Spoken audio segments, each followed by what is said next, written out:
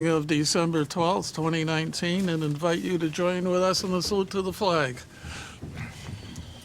I pledge allegiance to the flag of the United States of America and to the republic for which it stands, one nation, under God, indivisible, with liberty and justice for all.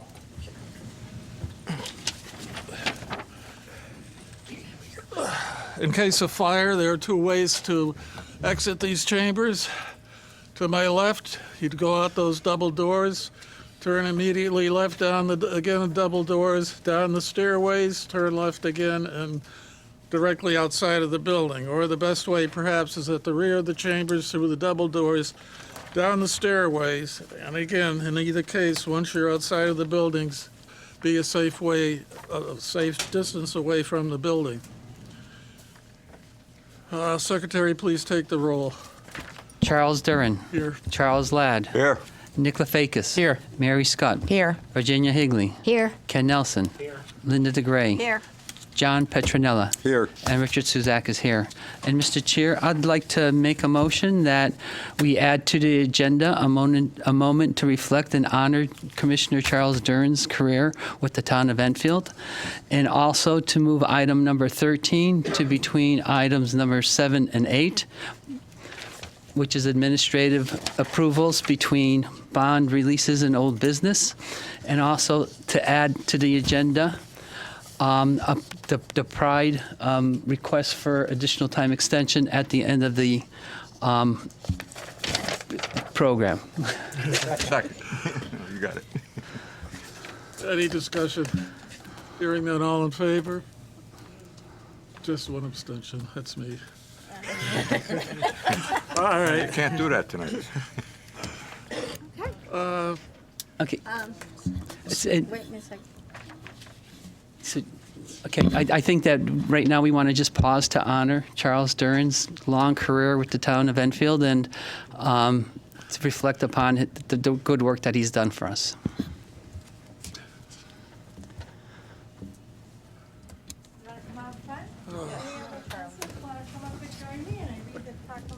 Goodbye, Charlie. Is this on?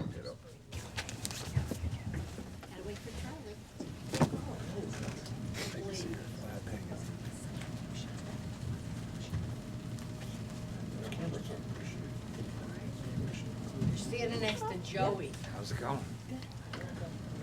Perfect timing, Senator. Perfect timing. You're behind me, John. I'm first.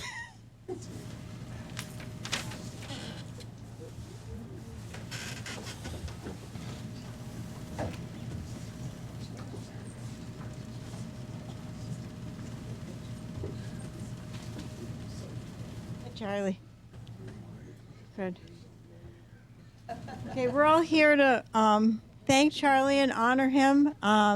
Mayor Mike can't be here. He's in Chicago right now, so you're going to get the deputy here. So it's a proclamation recognizing the service of Charles Durin. Whereas Charlie Durin has been a resident of the town of Enfield since 1958, with his wife Ann, to which he has been married 65 years, and whereas they raised their 3 children, and whereas Charlie served on the Board of Education for 2 years and the Town Council for 8 years, the Loan Review Commission, the Historic Commission, and North Central Mental Health Board, and whereas Charlie welcomed the opportunity to become a Planning and Zoning Commissioner and serve the Commission for the past 32 years, and whereas Charlie was elected the Chairman of Planning and Zoning Commission, where he served in this capacity for the past 8 years, and whereas Charlie dedicated service is greatly appreciated by the members of the Town Council and the many businesses and local residents who came before the Commission, and whereas Charlie will always have a place at the dais, while we wish him the best in his future endeavors as well. Now, therefore, I, Michael Ludwig, on behalf of the Town Council, Town Administration, the members of Planning and Zoning Commission, and the entire community, do hereby recognize Charles Charles Duran for his 32 years of service on the Planning and Zoning Commission and extend our gratitude for his service to the citizens of the town of Enfield. Signed by Mike Ludwig, Mayor, December 12th, 2019.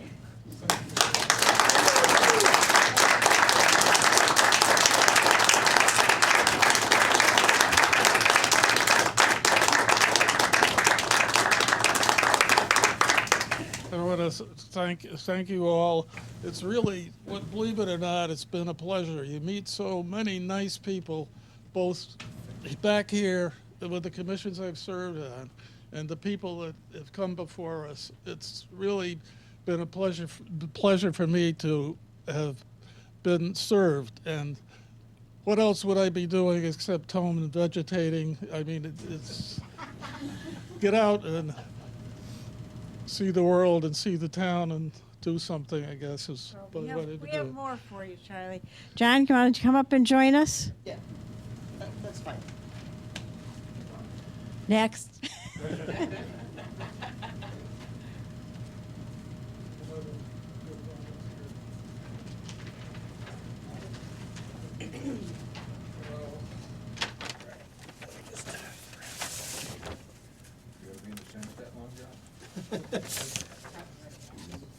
You guys keep voting for it.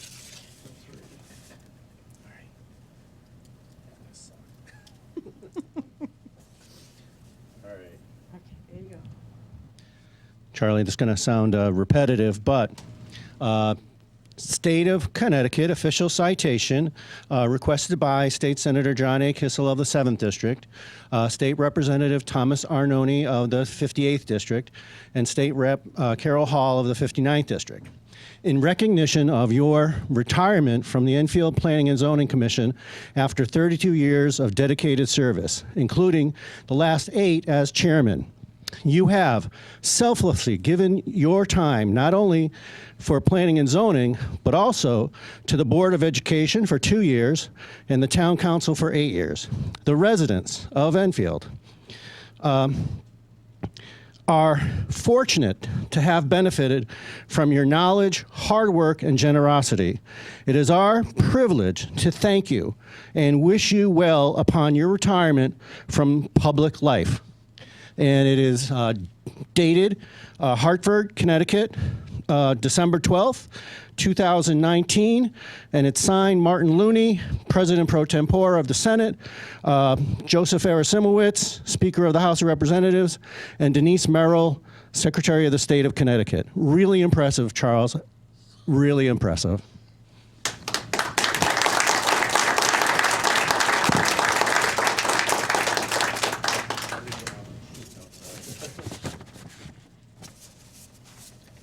I don't know if we want a picture or anything. Let me get these glasses off. All right. You mind if I come up close and get that picture? It's huge. That's okay. Huge. Actually, I can get a picture of it. Okay. Nah, you're good. I'm gonna get one of these too while you're at it. Sorry, Lori, I'll get out of your way. Thank you. Wonderful. Okay. All right. I'm going to leave you the envelope or the folder. That's it. You are more than welcome.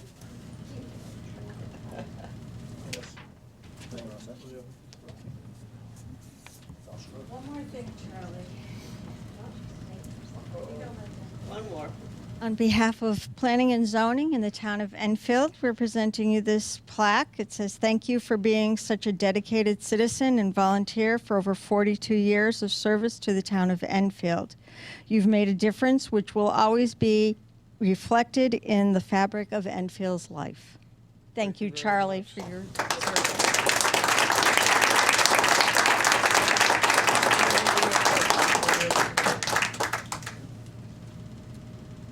Many of you know I was a teacher and eventually a guidance counselor and a few other commissions. I probably, as an extension of that, that I ended up in Juvenile Review Board, the Juvenile Commission, and the Mental Health Agency. So I think he carried through on some of my retirement from teaching and eventually into some of this too. So I really appreciate having been appointed by the council to be able to do all this too. And if anybody out there is watching on TV and you're sitting at home, volunteer and get out and get on some of these commissions. You'll enjoy it. Yeah. And the town does benefit. And thank you all so very much, and all of you for coming.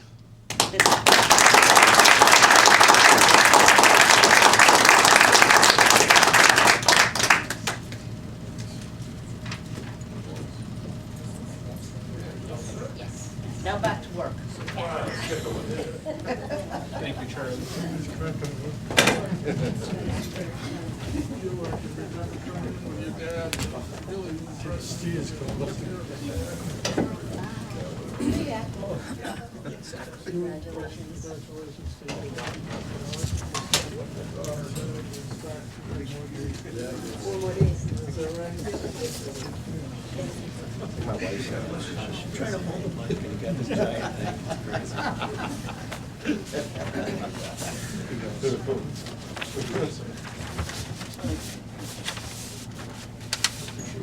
Yes, yes.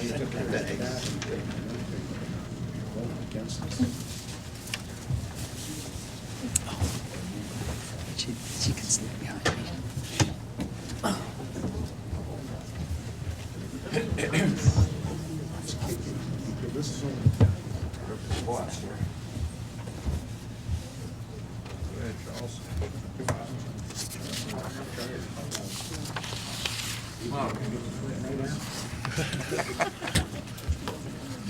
Oh, dear.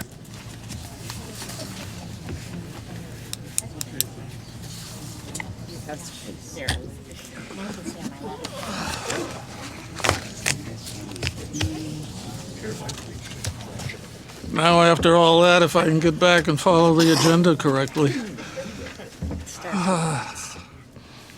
Staff reports. We have the town attorney's. Yeah, I gave the flyer. We have the town attorney's report. Any questions through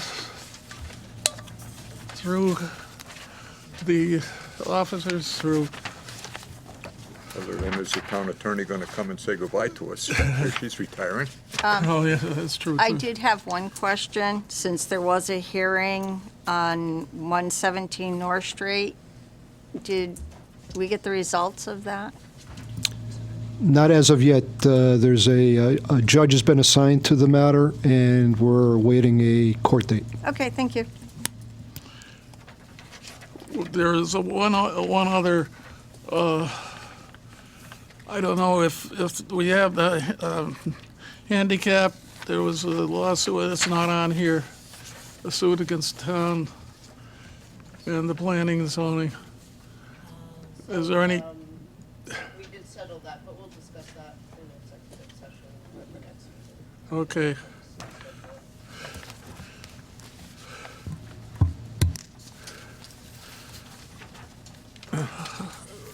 All right, moving on is zoning enforcement officer, anything? Nothing out of the ordinary at this time. Not bad, huh? All right. Approval of minutes, November 14th, regular meeting. I move to approve the minutes for the November 14th regular meeting. Motion's made second. Any additions, errors, or omissions? Hearing none, all in favor? What is 1, 2, 3, 4, 5? Almost everybody. And In favor? two abstentions. 5, 0, 2. I did, and Mary.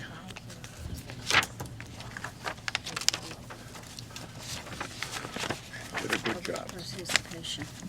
Yes, she did. And I did watch, and Linda did a good job. At this point in the meeting, the Planning and Zoning Commission welcomes concerns and opinions and comments relating to planning and zoning in the town from anyone who is present, provided you may not discuss any matter of business at this time that is already elsewhere on this agenda, any matter of public hearing that the commission has not acted upon, or any matter where a decision of the commission is pending. Anyone would like to address the commission under those conditions? Please come forward and give us your name and address, please.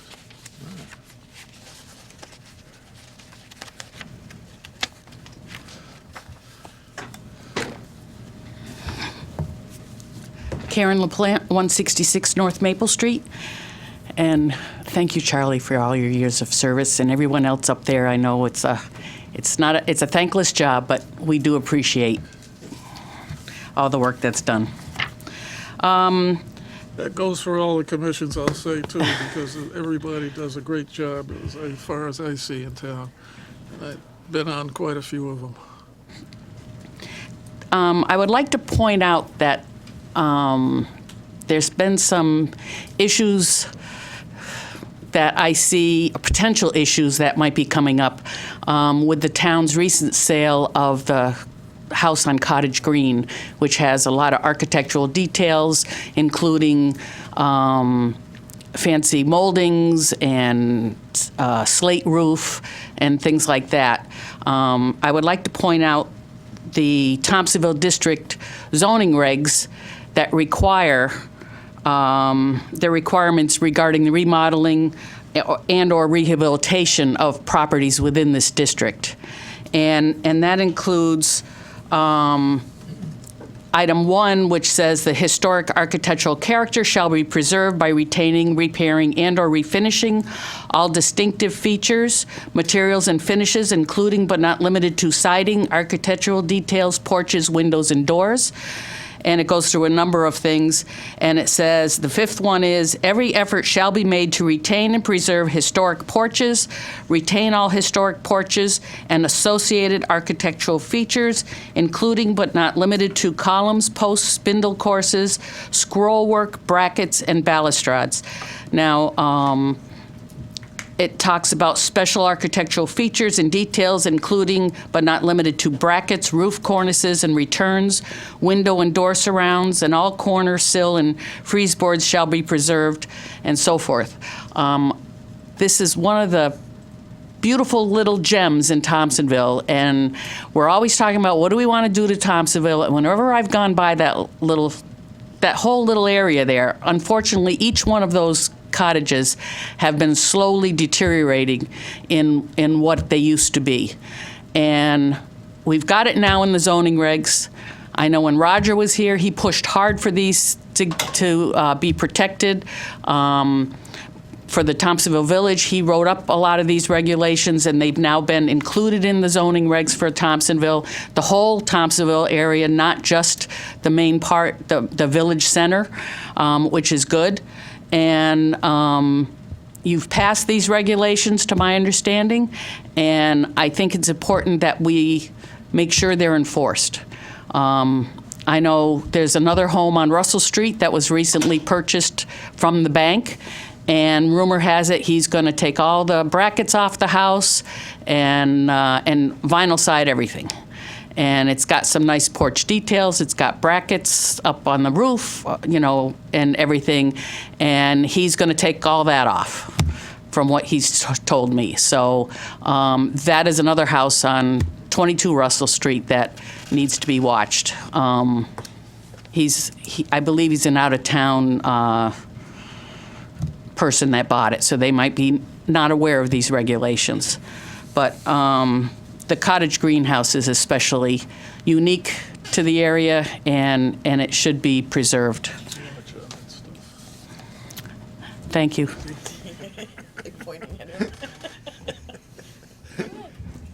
that would be something that would be caught by the zoning enforcement officer when they come in for a building permit, correct? We'll certainly try to circumvent that from happening before they come in for building permits. Yeah. So we'll notify them early on.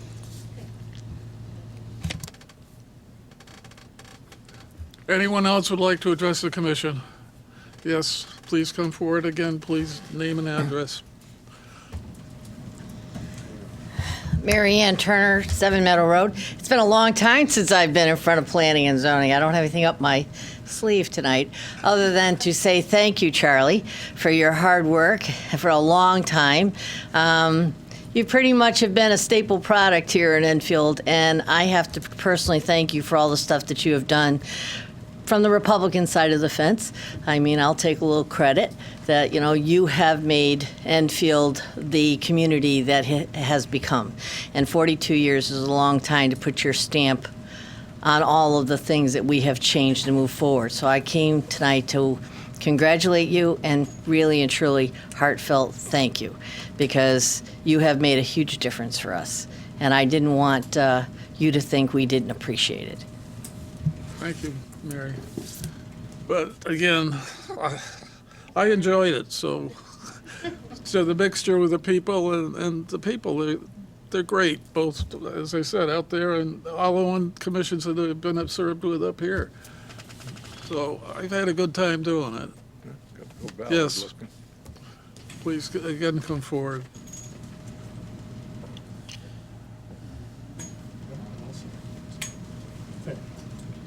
This is another gentleman coming, I believe, that's put in as much time, maybe more than I have.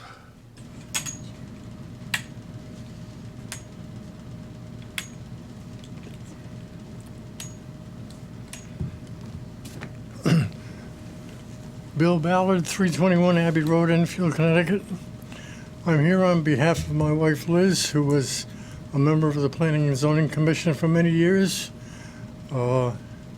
She wishes she could be here tonight, Charlie, to congratulate you and to honor you for your service to the town and to every other organization that you have been with. I know you've served on the council. I know you served on the Board of Education, and you've been on the Republican Town Committee for many years, like I. And but we're here to wish you the best, and your wife Ann, your lovely wife, and I hope you get some time to really enjoy yourself without worrying about what's coming up next. Okay, Charlie, God bless you. God love you. Thank you. Bill's wife served as chairman of P&Z for many years with me. And his whole family is involved in town. But another good reason for my retirement, when you see the young people getting involved, like the young gentleman that's on the Board of Education, and Mary back there, who was up here earlier on the council, and you have the young people to take my place, it's fine. I can sit back and watch them.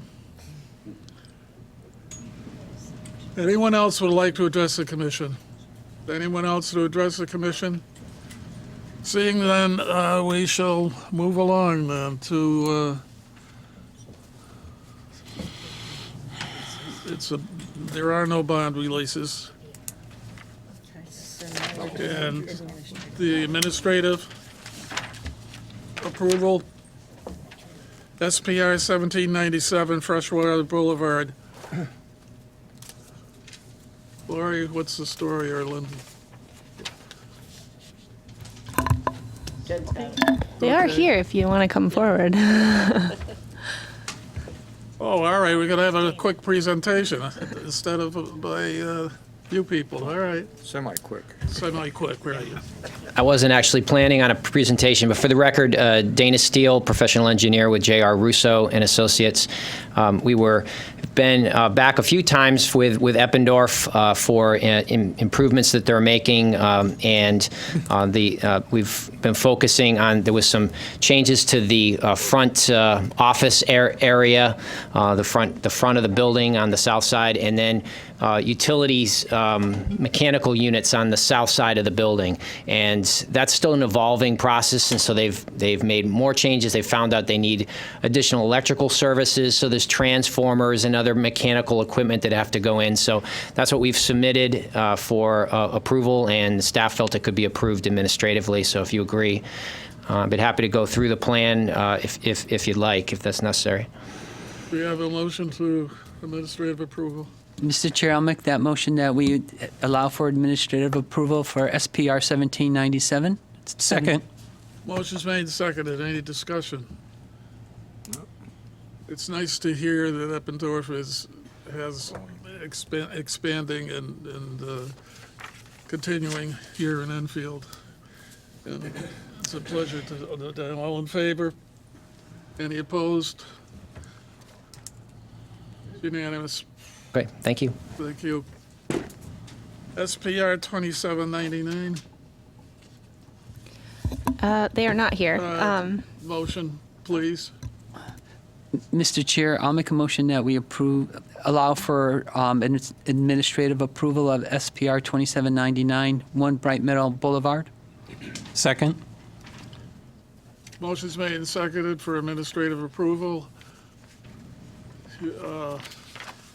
I'm sorry. You. All right, well, we'll have a discussion. It's all right. It's a minor. Any discussion? Just one quick question. Mike? I guess I'm a little, I thought we already, oh, I'm sorry. I thought we already had approved this change. Or is there, So, or is it just one of the minor things that needs to be I done? believe what happened was you approved the demolition of the octagon, but they're adding the parking spaces, the driveway, and the detention basins for it, or the catch basins. So. It looks great, that's why I'm. Yeah, that's all it is. They just they had a few minor site changes that we felt could be administrative. I'm just, But the narrative did talk about the octagon, which isn't there anymore. okay, all right. Just a little confused, that's all right, thank you. Are they still going to have the conference rooms? I don't believe so. No. The banquet facility? Yeah. Yeah, that's what the That's what they're octagon was. They demoing. will have an area where they kind of a banquet area, but it's going to be more of their restaurant area. Okay, So it's going to be thank you. smaller. That's what I thought. I just want to make sure I understood. Okay, you ready to vote? All in favor? Opposed? No abstentions, unanimous. Now back to public hearing 2946. I have before me an application from Adam Fiore, request for withdrawal of the application, and Mr. Chair, I'll make a motion that we accept the application for withdrawal of public hearing 2946. Second. motion's made and seconded for withdrawal of 2946. Again, his time would expire, I believe, next meeting, Today. but we aren't having the next meeting. This one. And would either have to be without prejudice or denied. And the third way would be to withdraw. By withdrawing or by prejudice, he can reapply within a year. If it was denied, it would have been over a year he have to wait. So that's the situation. So all in favor of the motion to withdraw? It's unanimous. You voted for it? Yes. Okay. I'm sorry, I'm sorry. It's Okay. unanimous. I'm sorry. All right, new business, legal notice. Secretary, please read the legal notice and take the roll for 2959 114 Broadbrook Road. The Enfield Planning and Zoning Commission will hold a public hearing at the regular meeting on Thursday, December 12, 2019 at 7 p.m. in the Town Hall Council Chambers, 820 Enfield Street, Enfield, Connecticut, concerning the following application. Public hearing 2959, 114 Broadbrook Road, special permit application to renovate the existing building to provide space for up to 4 independent contractors' usage. D&K Holding Company, LLC, owner Dane Thorogood, applicant map 103, lot 40, R44 zone. Charles Duran. Here. Charles Ladd. Here. Nick Lefakis. Here. Mary Scott. Here. Virginia Higley. Here. Ken Nelson. Here. Linda DeGray. Here. John Petronella. Here. And Richard Suzak is here. Is the applicant here? Getting your name and address, and because of public television, if you put your display up on the tripod, then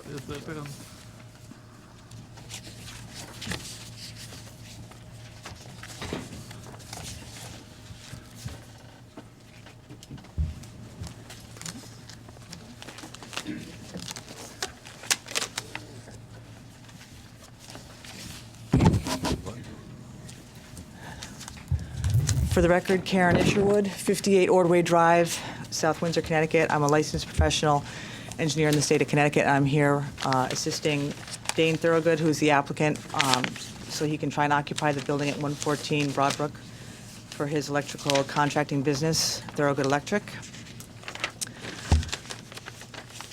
I was here about 19 years ago for this very site, and we got approval to have a similar, like a standalone commercial use in there.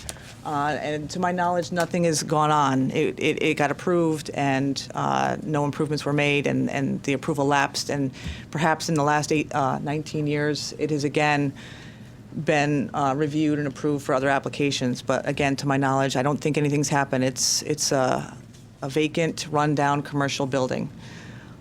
So the applicant is seeking to, I believe he's under contract to purchase it, but he's really hoping that he can essentially do a commercial interior remodel to allow for future tenancy to come in there and lease the building from him.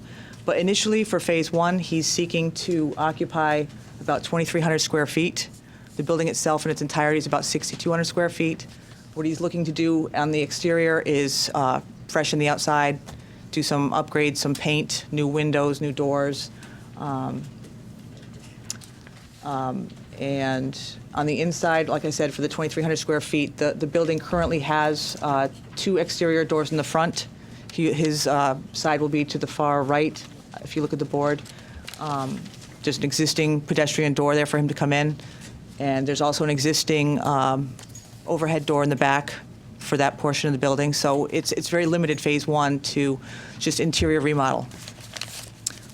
In the back, the existing conditions. do you want to give her a mic so you can point this out? Absolutely. Again, the people at home are watching and listening to this also, so Is this working? it would help. I hope so. Hello? Okay, I don't want to block anybody. This good? Okay, so the existing conditions, with the green hatching here, I tried to delineate a very large portion of this. A very large portion of the site is currently gravel. In fact, right now, it's got a lot of the trucks from Botticello on the property, which are going to be relocated and moved off-site. But I tried to delineate with a different color hatching. This is existing gravel here that we're going to remove and replace with loam and seed and lawn.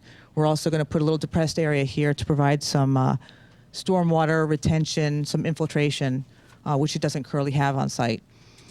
So this right here is the existing building. Right here, this larger section here is the phase one build out.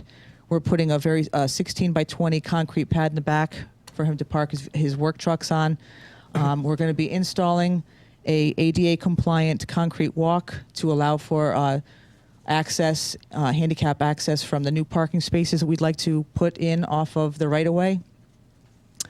Initially with the first phase, he's only seeking to put in 4 new parking spaces, but I did show future build out for any future phases for future tenants, which would require review of the building department to make sure that the interior fit out meets all regulations and codes, is code compliant. As far as, this area here is an area of existing pavement, which I'm showing green now because this is pavement we want to remove and replace with lawn. So we're going to be necking down the existing gravel and providing just a narrower 15-foot wide gravel driveway to the back. And to provide screening for any of the neighbors or from the street, I put on about 20 arborvitae, one Norway maple here in the front, and then I just threw in 3 boxwoods to provide some screening for the new parking in that location. That's it in a nutshell. So if you have any questions, I'd be happy to answer them. Questions for the commission? Yeah, I got one. Yes. On, by the, where you put the arborvitae on the left side there, there's 2 cuts that are paved there. Are you gonna take them both out?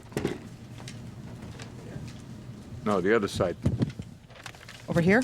Yeah. Yeah, well, basically, There's right 2 here. paved cuts There's there. a section right here where there's a utility pole, and that's already grass right there. So on this side here, which is the north side, that's gravel, and then down here it's pavement. So I want to get rid Well, of on it your all. print, it shows pavement there, that's why. We're going to get rid of it all. Okay, We want to limit access strictly to road. the right of way and then going around the building. okay, thank you. Any further questions? I have a couple. On Unit 4, you're not showing a loading dock or an overhead door. Are you planning on putting one in? There is an existing one right there. It's not well marked, but it says wood retaining wall. That's an existing so it 4-foot goes in- drop. It's actually, all the others are going to be drive-in, Okay. but this one is already an existing, ready for a tractor trailer. So if the tenant has a need for something like that, it can be modified. We have no idea what the use is going to be. Okay, that was one. I think Enfield needs something like this for smaller contractors and stuff like that. With the regulations, it's hard to run out of your house. Just a couple more things. On site-specific conditions, it says no floor drains may be installed in the building. I would believe we should add any existing drains to be plugged off, because who knows where those drains went. I don't know if they're there now, but a lot of the old buildings have them. And with the condition of the soils and stuff over there, I would just want to make that a condition of approval.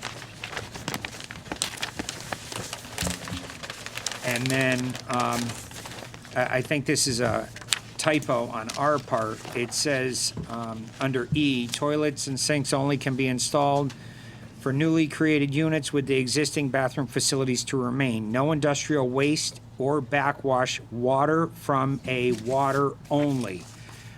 Treatment system, I think, was left out of our condition, and that is what's on the Health District conditions of approval also, so I would just want that put on the condition. And then,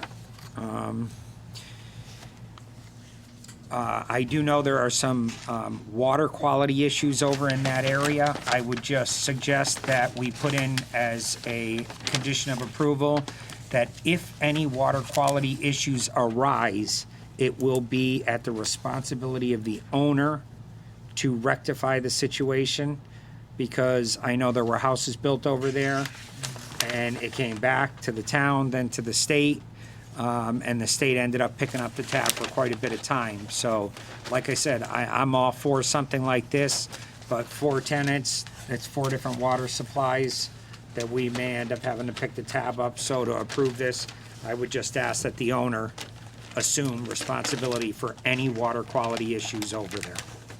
That's it. I think it's great. It's about time somebody did something nice with that building over there. Anyone else? Oh, yes. Because I have a question in terms of, I guess I see where you're required to have, I think, 6 or 8 spaces, and you're providing 4 now, and eventually you're going to provide 13. But I guess my only concern is that, the size of the building is already given, and realistically, you should be providing the number of spaces required for the building itself, whether it's being utilized or not at this particular time. Even, because you're going to have to do it in the future anyways. So it's one of those kind of things where the building has a certain footprint, and you should have at least a minimum amount of spaces required for the size of the building it is. It's like putting up a shopping center and saying, well, I haven't rented my stores, but I'm going to put more more spaces in later. But that never flies. So, Okay, just to address that question, I think the way I have it on the cover sheet, it's taking into consideration the whole building may require 8 spaces. The reason we were saying the 13 was because we were adding the 3 vehicles. Right. But I'm not looking for the 13. I'm not looking for the 13 now. I'm just sort of saying, if it requires 8, have at least 8. And if it requires 6, have at least 6. Because I know you're putting 4 in right now. Yep. And I'm not saying to put them all in, but you should probably have at least the amount that the building requires, just to make it conform with the zoning regulations. If it makes any difference, when we were here a lifetime ago, 19 years ago, we had gravel all the way up to the Botticello property line, and all of the parking was all within the gravel area. So if you want, I could absolutely show on the final plans where the other ones, and we can just say that these are going to be, they're available for future use, because we have a wide area in the back. We expect to park some of the... That would be fine in terms of, and then, closer to the building for the occupants when they get there, but at least to conform with the regulation requirements. Now, could I show that as to be, how would I call that out? Would that be, like I have on the plans right there, I'm saying future phase 2, but to say for phase 1, this could be not waived. What's the word I'm looking for? It's not deferred. How about deferred? And then if it's needed, or do you want me to just show an area, say this is the parking spaces in the gravel? Call out 8 in front of the building and have it over with. Well, in the front of the building doesn't exist. We're going to actually be paving those in like new spaces. We don't want to put any pavement in that we don't need. He thinks that the 4 he's got is going to be more than enough for... He's an electrical contractor, so nobody really comes to his office except for the workers and maybe his staff. He's got like a bookkeeper. He's got people that are very limited staff inside. They come, pick up the work trucks, and they leave. So it's not like he's going to be getting a lot of clients coming to the site. Right. So really, we want to limit the new pavement. We don't want to put in pavement we don't need. Right. So I could show the gravel area in the back and say that this is where the remaining up to the 4 spaces are in the back. Yeah, I mean, basically. If you can do something like that, because it could be his employees can either park in the back, or anybody who's visiting can park in the back. But just to conform to regulations that if it requires 8, it really should always have at least 8. I agree with you, Rich, but I was taking into account the 4 spots at the loading docks, and because 3 of those spots they can actually park in the building. So if you take those 4 spots that are paved with concrete, plus the 4 out front, he is meeting the requirement of the 8. And due to the condition of the building, he's taken on a pretty big, challenge bringing this building back and making it something presentable to the town of Enfield. So by us allowing him to use those other 4, in the future he does the rest like he plans as he expands, but it's kind of like what we did with South Road. We give him a little bit to help him get going, get up and running, using those 4 for temporary spots. Or if you can show them even on your ramp into the building, as I'll put them in the gravel area. It should be indicated that they're inherent to the because I don't see them on your loading dock entrance. Well, the gravel area is going to be leaving. There is going to be a section that we're keeping. It's greatly refined. It's a smaller area, but it's plenty of space to turn around and move around. I would mark the pads at the drive-in doors considered parking, because they're next to the building. They meet the requirements, plus the 4 spaces out front. And if the gentleman chooses to add more when he expands the building, he can do that. But at least he can concentrate on getting his building in there instead of stuff that's kind of irrelevant at this point. All right, but I just wanted to clarify, for phase 1, we were only planning on putting one of those pads in the back, because the other 2 doors don't exist. That's going to be for a tenant build out. We can put in an overhead door there. We don't want to put in any hard surfaces that we don't need. Yeah. So we were going to put in the 116 by 20 pad at the existing overhead door. 16 by 20s too, plus the side loading dock is already there. Yep. Right? Yep. And then your front spots. Yep. Okay. We'll show 8. Yeah, and We'll show that's all 8. I'm saying. You know, 'cause Yep. this way, at least it's conforming, so that we don't necessarily get carried. Because the building's black and white right now. Right. It's like the Wizard of Oz. And when he brings it to the new age with the grass and the trees and stuff, it's going to be such a change. I want to see all that gravel gone. I don't want him to have to commit. No, and I'm being Okay, like a little picky. anyone else? Yes. I just had a suggestion for a slight wording change on condition 25 of the approval. It says, any required certificates and/or approvals from state or federal agencies, and then it gives examples, shall be obtained by the applicant, and I'd like to suggest a copy be placed in the Planning and Zoning Commission file. That way it's there for posterity and everybody knows it's been done, and there's no question about it 5 years down the road. Okay. Have you got this from the health department, from the sanitarian? Yes. Okay. And have you had a chance, I believe they've changed the conditions of approval that were given out earlier, and there's some minor changes in there. Did you get a new copy? Was it, John? Oh, yeah, so based on the approval from the North Central District Health Department, we amended the resolution, but it really just, the resolution, I think I sent it out. The conditions were just changed to reflect the site-specific requests in their conditions of approval, so. Okay, and did you have any problems with the conditions? No. Okay. I just wanted to discuss number 27, if I could, because I am the design professional who did the architectural drawings, and it's basically schematic in nature, because like I said, it's going to be an interior commercial fit out, and that has to be required, but based on anything, I think over 6,000 square feet, it's got to be done by an architect. So he's already hired an architect to go in there and provide the building permit plans that's necessary, and I think that would be the more appropriate person to come in, because this is what he wants, and he's going to hand this over once, if you all approve it. He will hand it to his design professional, the architect, and say, get me some code-compliant plans, and I think that would be, if that makes sense to you, that should be the design professional that provides an as-built of what's actually going to be built. Does that seem plausible? Staff, Jen?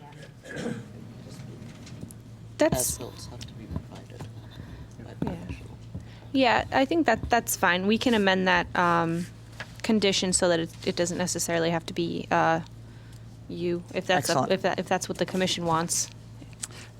I guess I'm just reading that statement in terms of it specifically says architectural plans, and you're really doing civil plans and site plans. Correct. So basically, when the design professional who does the architectural plans comes aboard, then they would prepare those plans. So I think that it has addressed your concerns. Okay, good. It doesn't necessarily say the design professional who did the site drawings. It Okay. says the architectural drawings.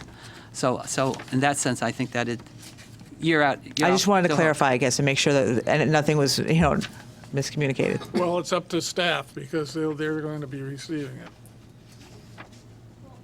Yeah, well, Rick can probably speak better to this than me, but when we look at all of the final plans and before it goes to construction and all of that, we do make sure that what was received in the office, even if it's done by a different design professional, is what you approved. So we do check.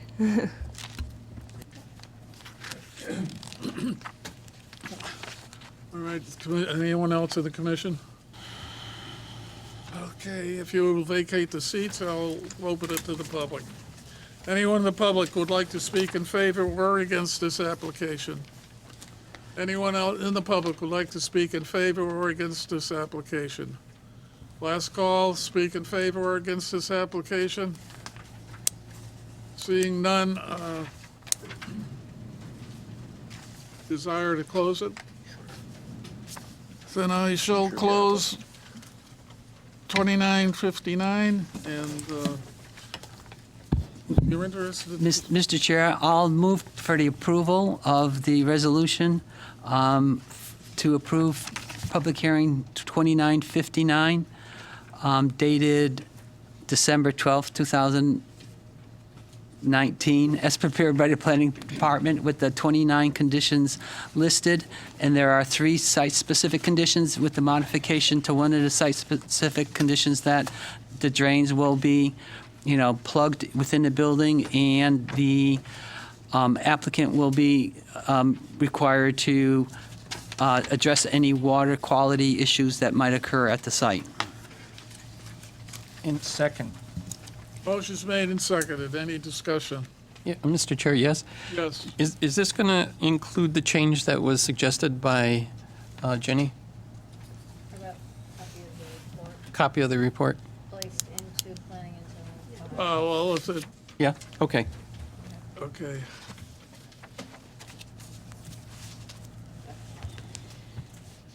All right, yes, the answer was. Okay. Anyone else? All in favor? Opposed? And where were you? Oh, you're with it? Oh, that's right. I keep forgetting because, all right. Well, Only till the first of the year. Then should be chairman. yeah, right. 700. Thank you very much. Thank you. Okay, Secretary, please read the roll and read the legal notice for 90 Elm Street.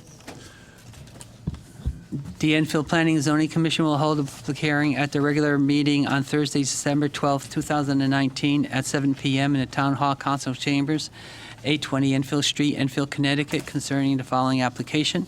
Public hearing 2960, 90 Elm Street.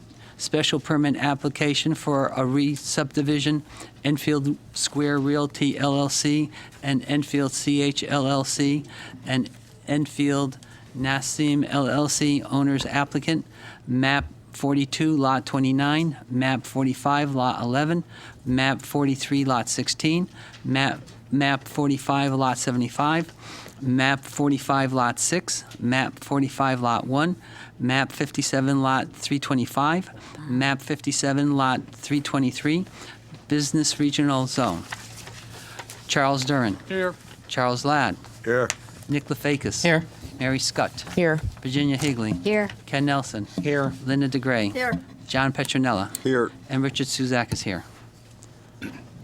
Okay, the applicant, please your name and address. Yes, good evening, Mr. Chairman. Corey Guerra with the firm of Close, Jensen & Miller from Wethersfield. I'm a registered professional engineer in Connecticut, and I'm here to represent the owners of the mall. First, I would like to hand in my affidavit for the public posting of the signs.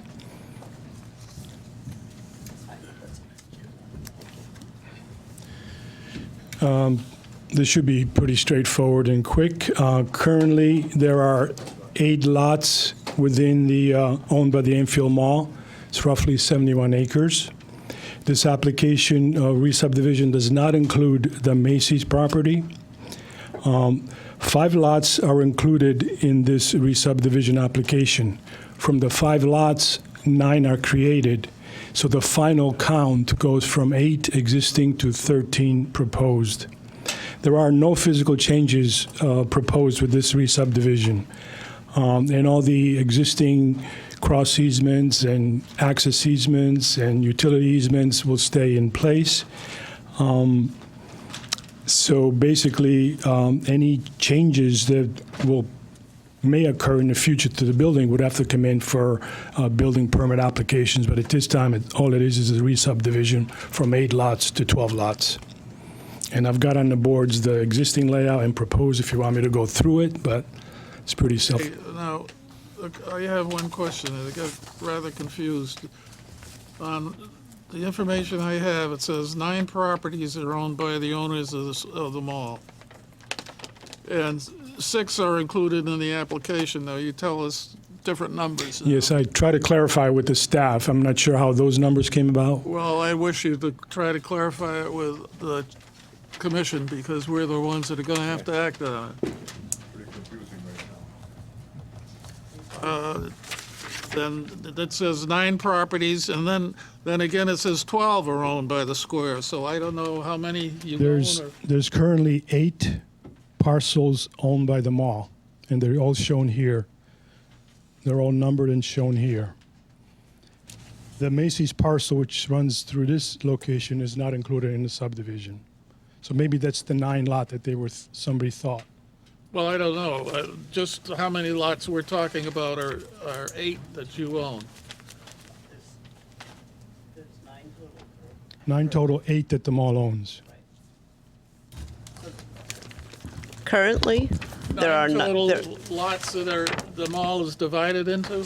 Right, currently, All right, but the okay. owner of the mall only has 8 of them. Right, okay. Okay, so, and then those 8 are going to be re-subdivided into a total of 12. Correct. I'm a little confused. If I look at your drawing, sheet 1, and there's a key plan at the bottom, it shows 1, 2, 3, 4, 5, 6 lots.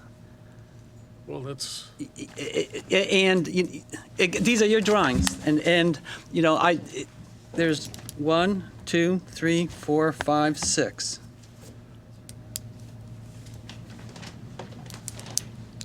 So this Millstone lot, it's probably not owned by the mall. Okay, so then there's only 1, 2, 3, 4, 5, if that millstone isn't owned by the mall. I guess I'm just looking at your plan, That's what I'm saying. and I'm trying to make sense of, you know, what is there, and everything that you're saying, and I'm looking at your drawings. Your drawings are probably, Yeah, those Yeah. are done by my surveyor. right, so those are probably part of the Technically, key. yeah, that's the key, but technically, if you look at the plans, which I've But, pretty well laid out, there's But 8 lots owned by the mall. okay, do we have that sheet? Yeah, it's in there.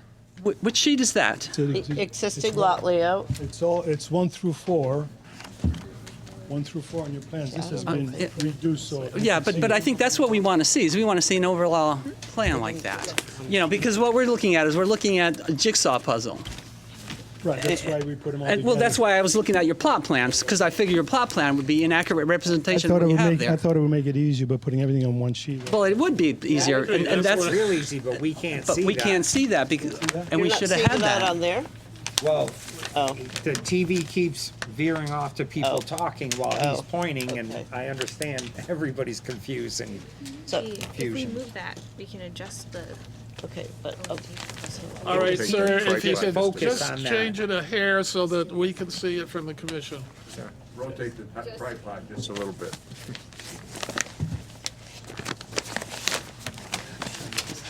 Okay, good, not too far, because the camera's got to pick it up. That's good.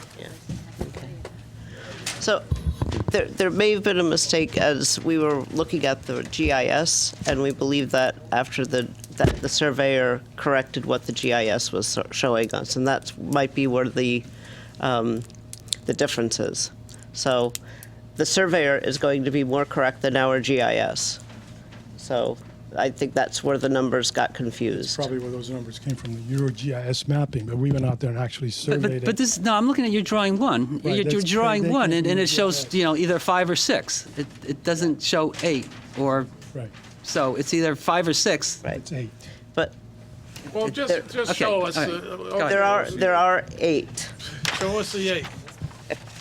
Here's 1, This is what we have to rely there's on. 2, you gotta step back a little. There you go. 3, 4, 5, 6, and where's the others? 7 and 8. And they're all colored so you can see where they are. Now, out of those 8, 1, 8, and 7 do not change at all. What changes is the internal lots. So you had 8 total, 3 stayed the same, and out of the 5, 9 are created. So your plan is correct in terms of that's what you show. You show 5. Five are the ones that change. The 3 stay the same. Out of the 5, 9 are created. So that's what you end up with 12.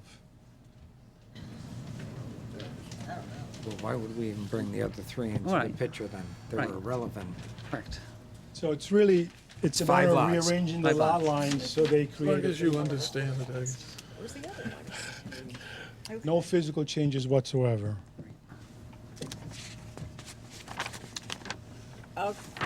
So in short, 8 lots become 12. I started it, but Is But that where- correct? Where the subdivision, does he have a map of it? Okay. This is the proposed layout. So again, essentially,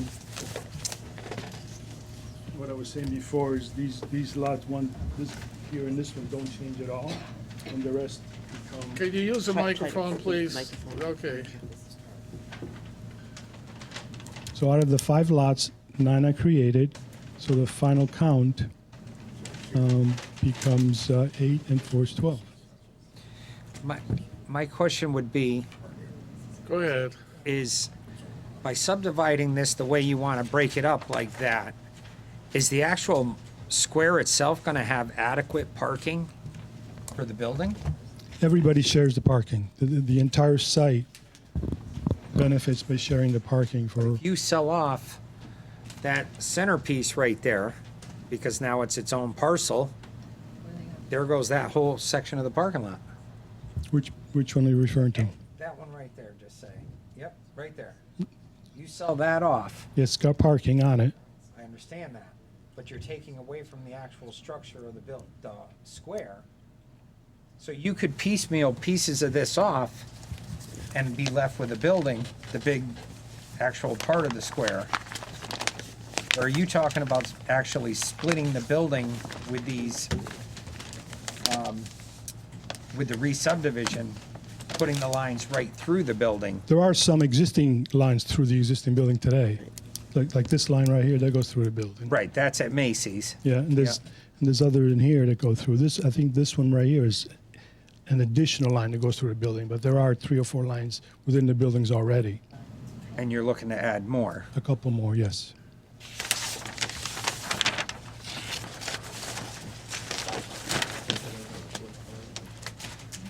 Mr. I know you're not done. Sorry, I have a question.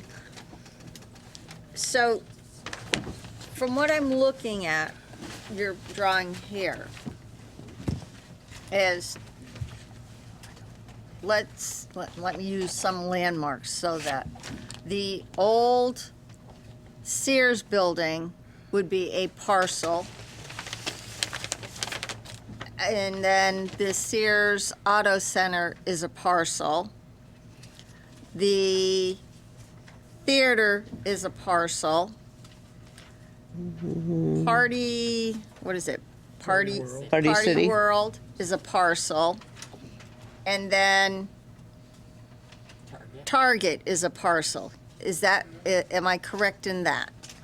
Okay, so that leaves this whole big center part that's currently pretty much vacant except for a few stores as another parcel. Figaro's is a parcel. And then, what is that, Outback? Yeah. Or whatever, and I'm just trying to get my mind wrapped around this so that, and people out there watching understands the mobile, and then, Target. no, I already said Target. What's next to the mobile? Oh, back up one Hanoush. second. Hanoush, yeah. Yes. So those are all separate Friendly's will parcels. be out there. I think Hanoush is a separate property. No, Hanoush is a I'm separate sorry. Hanoush is on the other side. I'm sorry. But so that people understand what are parcels. Okay, so I'm going down this line and I'm going to ask the question, how does this change anything in the mall, in that piece of property? Other than the fact that you're no longer responsible for those particular pieces of property, and whoever buys them, which I'm sure some of these people have already said, yeah, I want it, help me out here, because I'm a little confused about the benefit out of this. So if you could help me with that, that'd be great. Yeah, I Thanks. believe the benefit of it is that the people that buy it now have ownership of it instead of just being tenants and being is better to be an owner. You'll have more responsibilities to keep it up, improve it, bring in whatever to make it more vital. Excuse me. I can't hear you. John, I have a question. With John, your respect to microphone on? Yes. with respect to selling off the lots and where parking is allocated and so forth, I got to imagine that there's some sort of a crossover easement with each individual parcel that everybody shares and has access to the entries and parking. Is that a fair statement? That's true. Right. So that because you have entries and then you have abundant parking in some parcels and very little in others. So there's got to be some sort of a global understanding agreement, crossover easements in each individual parcel. Yes, That there would is. satisfy that concern? Yes, Okay. including all the utilities and the maintenance. Right, utility easements and so forth, yeah. Okay. I see this, it's a condo. You're going to create condos here. You can't sell off a parcel that's attached to another parcel that needs access from another parcel. You're going to have to, I mean, you really, am I wrong, Lori? So, Mr. Chairman, if I could, maybe I could clarify some of this. First of all, I want you to realize that under Section 5-10, lot and bulk requirements in the BR zone, there is a provision, and it says the requirements of this section with respect to business R district shall apply only to the area of the entire site included in the approved special permit plan, which we've looked at that and it does match. And except for the maximum building height shall not apply as a restriction to any subdivision of the original special permit plan area. Now, with that said, the current existing lots and parcels out there go through the mall building. They go through all sorts of different areas of the mall and the electricals and all the utilities. The proposed one is going to do the same. However, it is not going to be a condo because it will actually own the land underneath. And apparently this is the new trend for retail. Just one second, let me just finish here. So Namdar is the current owner of the mall with the exception of the Macy's properties. They will take over all of the property as far as the parking, the utilities, the maintenance of the main corridor of the mall. That will be their responsibility. They will rent out tenant spaces within the mall, and then the main tenants or the key The anchor tenants. thank you. The key anchors will own their own property, their own land, and that's the way they like to see it now.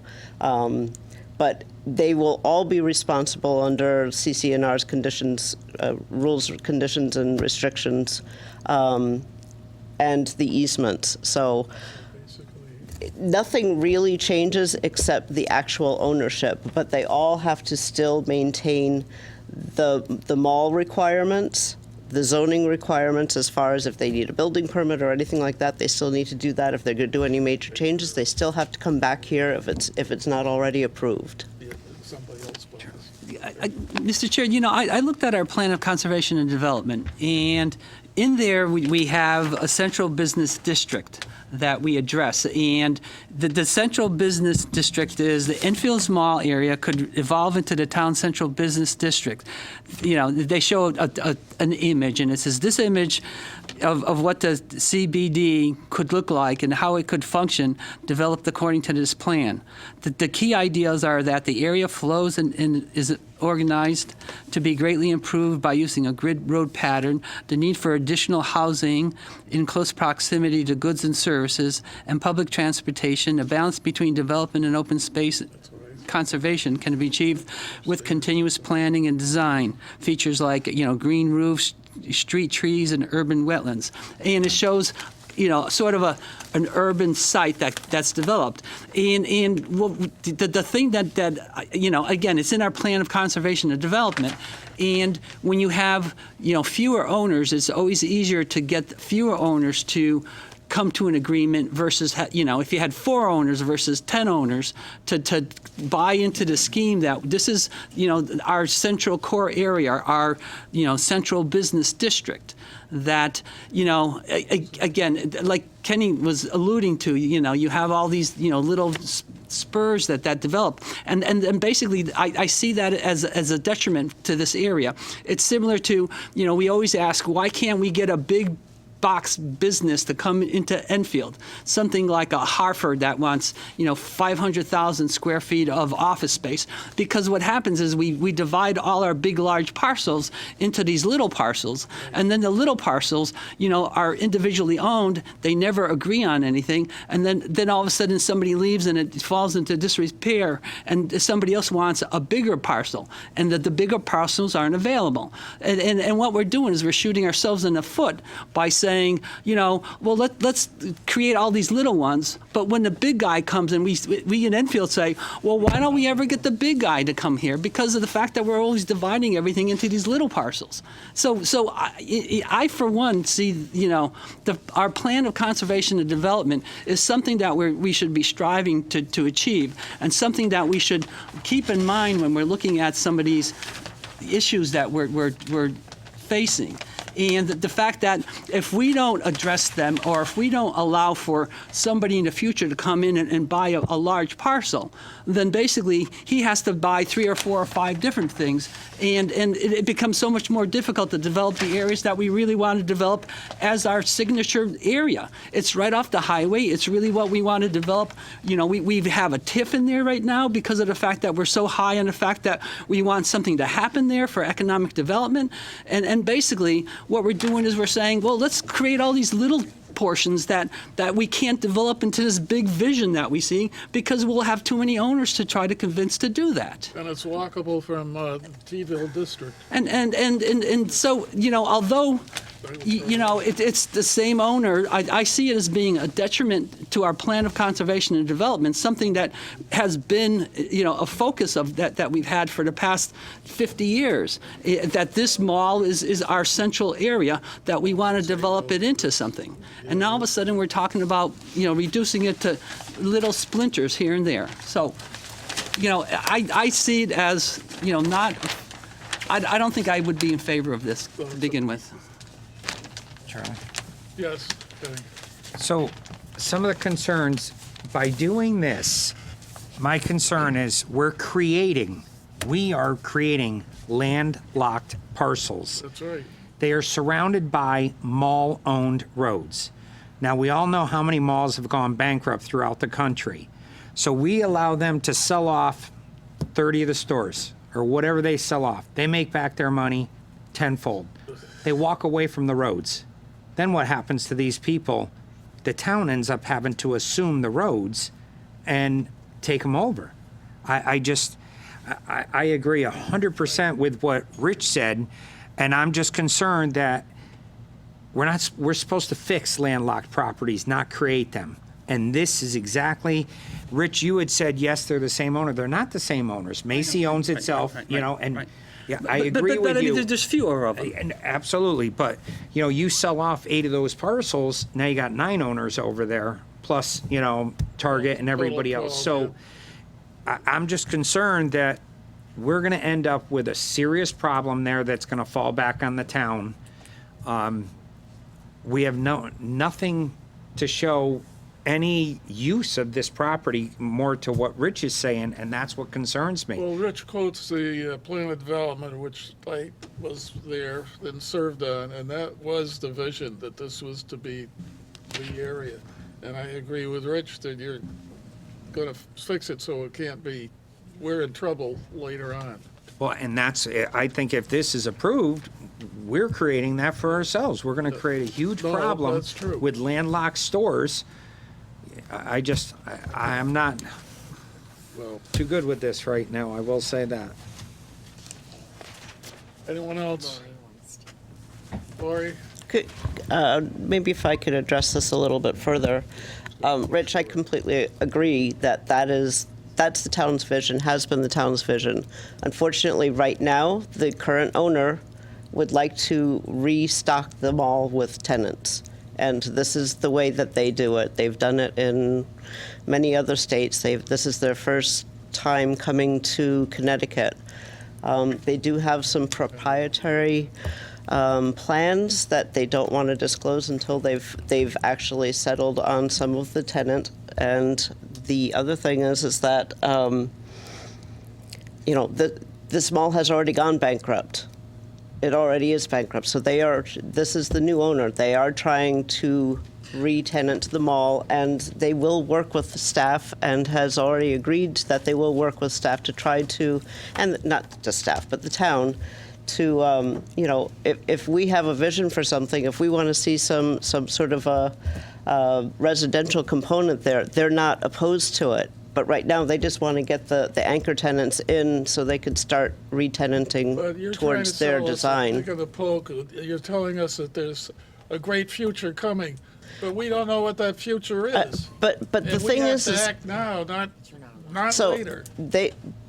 Right now, the mall is set up the exact same way, just with different number of parcels. Home Depot Mall is set up the exact same way with different number of parcels.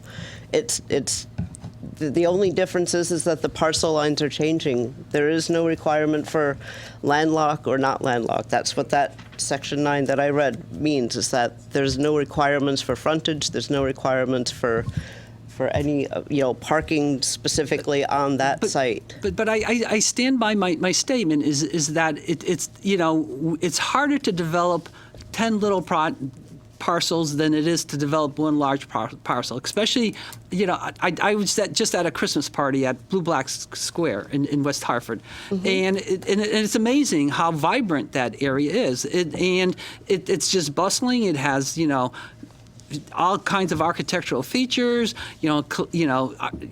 Green areas, plaza areas, sitting areas, and it takes a vision, and the vision is that you have to, you just don't jump on the first bus that comes to town. You have to pick your destinations. And we are a planning and zoning commission. We're not just zoning, we're planning and zoning. And the planning aspect of it is, this is our jewel. And it's easier to control something if it has a smaller ownership. And if somebody comes along and they want to buy, they want a larger project, it's easier to buy, 3 properties rather than 12 properties or 4 properties or whatever it is. But you know what I'm saying? I just see that, and again, I think that anybody can make a profit. And the thing is, if they want to share some of their information as to what their vision for this area is, not saying, oh, I can't tell you now because it's a secret, then tell us in executive session. Give us some opportunity to figure out what you're going to do and how you're doing it. Don't just say, trust me, because everybody's been saying trust us, and all of a sudden we have all these little parcels that nobody can build on because they're too small for anybody who wants something big. Trust us, and then it goes. Yes. Well, I want to make apologies for the attorney for Namdar, who was going to be here. He lives in Pennsylvania. He had a family emergency and was not able to come this evening. But I didn't think that it was going to be that much of an issue, seeing as basically it's just rearrangement of lot lines within lot lines, which is what exists currently. But we just went to. But unfortunately, this is the owner is the owner. I mean, I agree. I want the same vision that you want. However, the owner needs to move forward. They purchase the property and they have a right to develop it. And we want them to develop it per the comp plan. However, the comp plan is a wish list. It's not an end-all to be-all. The regulations are the end-all to be-all until we start working with them. This is their beginning of working with us. So I'm getting the feeling on this, and maybe I watch too much TV, but like the Gordon Geckos of the world, buy a company, dismantle it, sell it off, cash out, and who cares about the town, and move on to the next town. And I agree with Rich 100%. I will come in anytime, any day for an executive session instead of making a blind decision sitting here, because I'm not going to do it, Lori. I'm sorry. They are new to Connecticut. I'm born and raised in Enfield. My loyalty is to the people of Enfield. Until I hear a good reason to approve breaking up the mall, I don't support it. I'm sorry. I just had two things. I think, Lori, you're right. They have a right to do what they want to do as long as it's in the regulations. However, this is a first for Enfield. They're going to sell off the buildings and own the land. So it's not just a simple subdivision. It's totally different than anything I've ever seen done in this town. And also, I was just looking in the subdivision regs, and I know it's mainly for subdivisions for houses, but it's called the subdivision regs, and it does say vote on a subdivision plan on page 6, second paragraph of the vote on subdivision plan. In granting, the commission shall find that it would not have significant adverse effect on adjacent property, which it wouldn't. It would not have a significant adverse effect on public health and safety, which it wouldn't. It is not in conflict with the plan of development. That therein lies the rub. You know, it's either we find a reason why it's a new way to look at the plan of development, or we help him develop his property with tenants while he still owns the buildings. I want to clarify, Jenny, you had said that they don't own the land. They're selling the land also with the building. I thought he No. said that they're... No, building and land is sold together. Okay, now I'm confused. Which was actually to the assessors, the assessor was glad about that because she didn't want to deal with condos changing hands all the time. So the fact that it runs with the land is a good thing from an assessment standpoint. Okay, so they're not going to own anything other than like the Macy's parcels? No. The NAMDAR will own all of the common areas and maintain all of the common areas.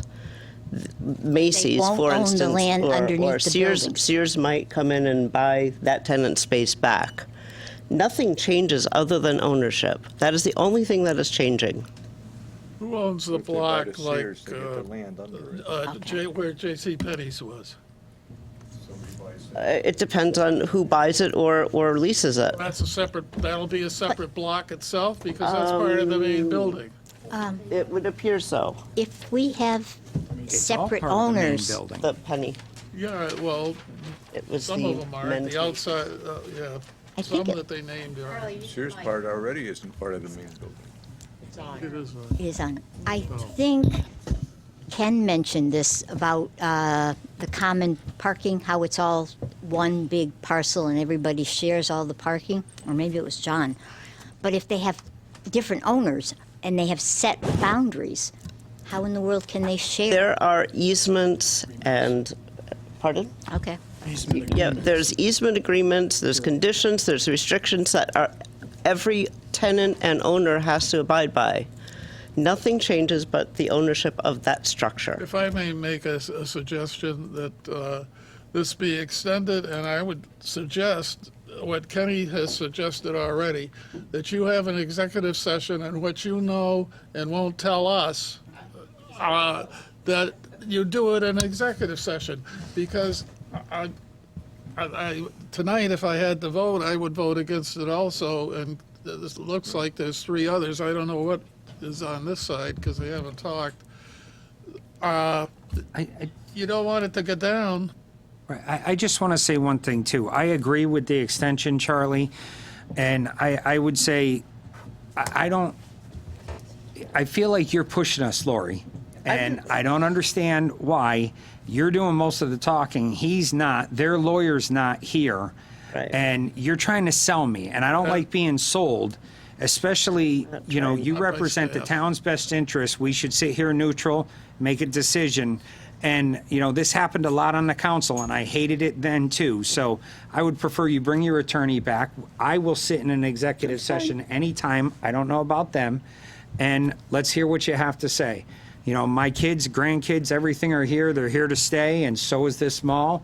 Let's work together and come up with a solution and try to help it become profitable for you guys again. But right now, If what I that agree with attorney Charlie. if what the attorney has to say would change their minds, I would go to extended next meeting. Or, and have it as an executive meeting so he can tell them the secret. even a special meeting, I don't care. I will, but that's where I'd go right now. I can't stop the discussion.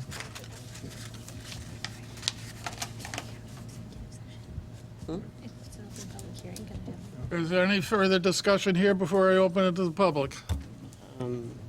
Anyone in the public would like to speak in favor or against this application? Yes, please come forward.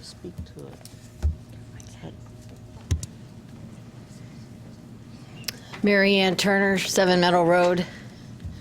You know those words, trust and verify? I'm very concerned. I'm very concerned. I mean, I came actually to listen to this presentation, and I am glad that you're keeping, that you're listening. Because this is a huge piece of property that we just went through in economic development and put in a TIF so that it could encompass some special funding options, so that we could get the gem put back. That's all that is. It's just a little dirty right now. I don't disagree. It's their money, and that they have a right to put something on the table. But I, as public, and I understand that you guys can go into executive session, but you also take the public's participation out of the project, okay? What is so secret that we can't hear what is going to be planned? We have people who come in here who want to talk about Bacon Road. They didn't hide with some special interest group. They came in and told you what they wanted to build and how they wanted to fix it when they bought that 300 acres, okay? It is, I'm physically seeing a planned residential development where, this is where no one actually owns the roads, the sewers, the lighting, all that stuff. And I can, in my own guess, is the deterioration is going to happen. I mean, I just don't see how once you break these little nuggets off, how that one group ends up having a good parking lot. Or they're building, I mean, you're basically saying to them, okay, that's your square, you have to fix all your parts. It's just like a planned residential development. They own everything except the parking lots. They own the land around them. I am totally looking at a pig in a poke here. I know those are these cliches, but you get the drift. It really concerns me about it. And the bottom line for me is, what is best for Enfield? We have suffered this. Remember, this was a 50-year cycle on the mall. There isn't a single one of us who doesn't remember when the mall opened and how exciting it was. And that's how we destroyed Thompsonville. That's right. If we all remember, and now all of a sudden we have a society 50 years later who wants to go back to the walking community. The mall has lived its life. There is going to have to be something different. I get it. And this company did buy it. But it has been going on for months, maybe more than a year. I've lost track. And it's been so silent. It's like we don't know who they are. We know they bought the property. We don't have any idea what they want to do with it. It's just a big surprise. I hate surprises. Hate surprises. This is our town. I plan on sticking around a little bit longer. But you know what? We are working so hard to get our train platform in, to revitalize and expand Thompsonville. We put the TIF district in. We have encompassed this area. This does not look better to me. It looks worse to me. So all I'm saying to you is, if you go into tableland and hold it back a little bit, great. But I understand, Commissioner Nelson, that yes, you can go into executive session because that is your prerogative, but I don't believe that the public should be left out wondering what's happening behind closed doors. Why would the company come in, buy 70-some-odd acres, and want to be so secretive about what they want to do with it? It's right in the middle of our town. They got the U.S. Mint, I don't know. All I know is I don't think the public should be left out, and I think that it should be above board and honest. And right now, it doesn't sound like any of that. And as for a person not being able to make it here because they have a personal problem, there's got to be more than one lawyer. Send the staff in. We have had people come in here that have 6 or 7 lawyers sitting in this room sometimes when you have events, when they come in to talk to you. So I don't buy that. And the thing is, where are the owners? Where are they? So, truthfully, it needs more than tabled. Anyone else would like to address the commission? Anyone else would like to address the commission? I guess I also agree with her. I don't see an executive session with the public not knowing too. I mean, I don't know how you do it. Here's the choice, Charlie. I agree, but it's going to be rejected tonight, or they can try to sell us an executive session, some reason why they don't want this to go out to the public. So we're going to believe they're not going to destroy the whole mall area, tear it up into little pieces, because she brought up a point, Thompsonville. We're fighting to do something with that area that this board sat here in 1970, 71, 72, That's right. and destroyed it by making a decision, trust us. And I'm not willing to make that. So if you want it to be rejected, I'm going to vote no. So if Well, I you would feel you vote have no, the too, support to but- move forward, go ahead. But right Well, now, I would restrict what's going on in there. Well, in executive session, it will be limited, but that's their choice to try to sell. And they don't have to sell us what they're doing. They have to sell us why it's so secretive. Because I do agree, the public has a right to know. Well, they can tell us that in public, though. Yeah, Why don't they we can just tell have us. another meeting, and if they want to tell us, they'll tell Oh, us. you're going to tell us why it's so secretive? Then it's not secretive. I really don't care if it's secretive. Then vote no. That's don't what I'm care saying. So I'm But trying to work with saying this we'll give them another company. chance to come and I have know, their but lawyer explain why they then don't the- want to talk to us. then you really are not bringing the public into it. They have it's their town. Well, I won't be here for that meeting anyway. You can be. Well, I'm here tonight. Yeah, but you live in this town too. Oh, I know, but You can be in the audience and come and speak. right. But at any rate, I think It's, I'll make a motion to continue the hearing till Well- January meeting. Do you want to you will Second. Wait, Right, yeah, I know. Yeah. yeah, but I don't know about the executive session. No, Well- I didn't say that. talking about executive right Huh? So, Hold on. Mr. Chairman, I agree with everything you're saying, because trust me, it's taken us months to wrap our head around what they're proposing, and we've had many meetings as to try to figure out what's happening. So I'm on your page, trust me. Would it be possible to have a special meeting before the end of the year, do you think? Because they've got clients wanting to sign on the line and before the new year. So this is what I'm told. Yeah, I have to balance my duties here. So Oh, yeah, but let's put it this way. You're an employee of the town. We live in town. of course, I'm only an employee, and I get that. I know, but we're volunteers. But we got a whole new commission next meeting, Oh, whether yeah, it's a but- special no, meeting no, or you not. won't until January. Yeah, Oh. yeah. Well, that's our next January? meeting. That's your next meeting. And who's to say at the Asking for a meeting prior to it. who's to say at the next meeting that we will have enough answers that we can share with the public can watch? Well, no. That'll be Ginny, contingent on the applicant providing that, of Right. course. Ginny, I agree with you, but it goes back to what somebody said in Oh, the yeah. audience. And now this meeting is that important that their lawyer couldn't make it? Yeah. Well, yeah. I just We're getting pushed and pushed and pushed. yeah. And this I- is the biggest parcel that affects every single resident in Enfield. Yep. And we're talking about walking ability, which it is for the downtown area. And I thought Mary Ann had a good, valid point. I have no problem with executive session, but again, it defeats the purpose. She and others like her want to know what's going on. It's their town. And I don't know if we if we legally go could. into executive session and we find out it's wonderful, and we all agree it's the best thing since I don't know what, Mom and Apple Pie, they don't know You why have to we make a chose it. statement of why you're going into executive session. And that I don't believe would be legal. Situation. Not trust me. If you ask the town attorney, I Well, you're think elected by them. he or she would tell you that it probably is not legal. No, I think that they should come forward as well. I mean, that's. Well, they've I had it don't a year and haven't rushed oppose that into at it so all. far. But I my was job just is to present the throwing that out application. there As just, because we got nothing.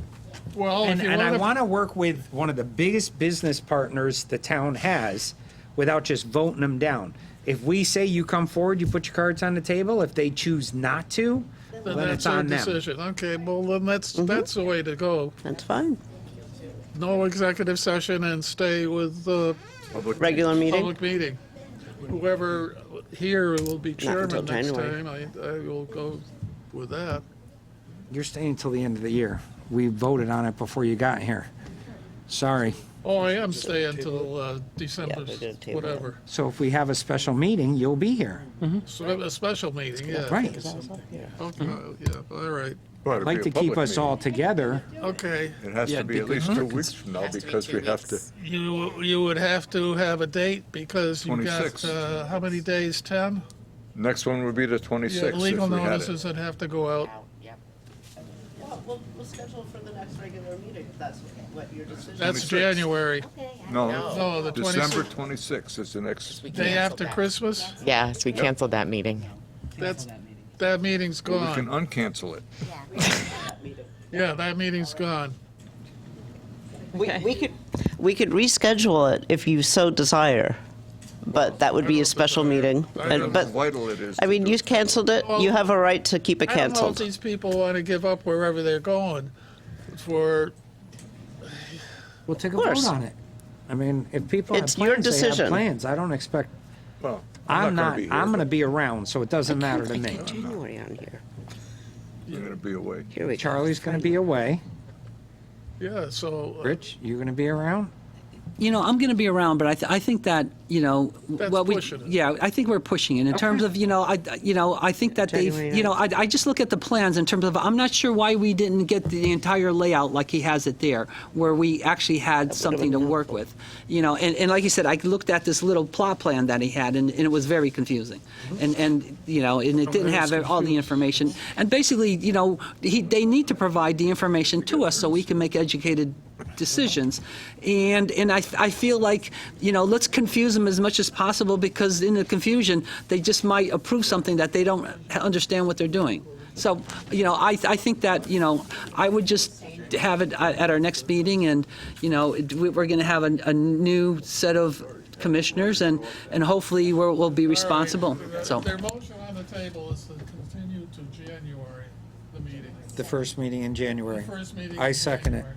You have to have the election by regulations first, and then if you want the meeting, that's what you have to do. I don't even know. The meeting is for January. If these people want to come in and put their cards on the table, so I don't know who or what will be appointed. But I hope you have the 4 people that are here. Well, it'll be a good presentation. I would be happy to relay that to the applicant. So, yeah, any further discussion?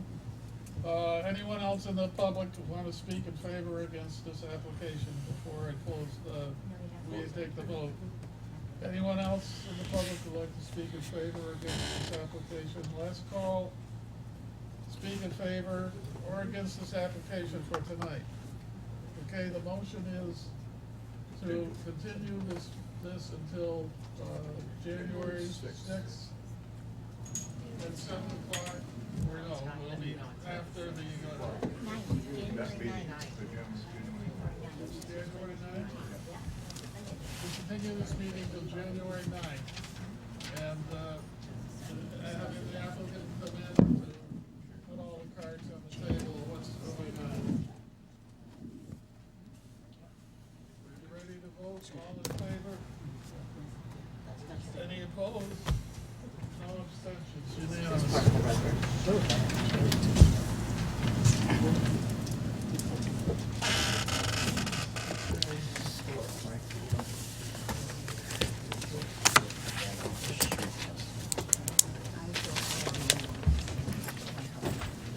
61.